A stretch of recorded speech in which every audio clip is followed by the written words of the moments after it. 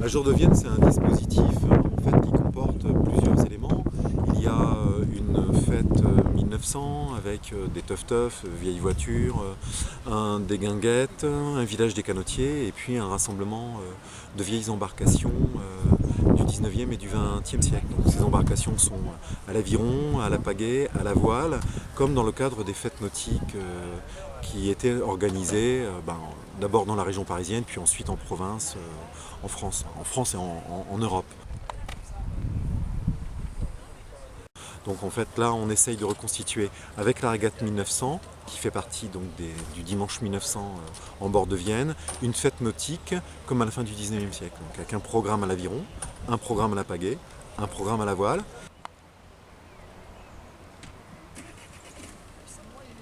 Il y a des bateaux de la fin du 19e siècle, 1880, des pièces exceptionnelles qui pourraient être dans des musées, dans les plus grands musées de France.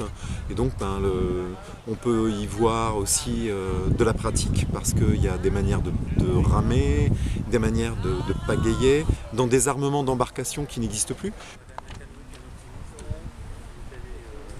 Donc il y a une diversité d'embarcations avec aussi des diversités d'armements. Vous avez des canoës canadiens à la pagaie qui peuvent être armés à l'aviron, des canoës canadiens à la pagaie qui peuvent recevoir une voilure, des embarcations d'aviron qui peuvent naviguer à la pagaie ou à la voile. Enfin, il y a toute une culture nautique qui est exposée à Senon-sur-Vienne ce week-end.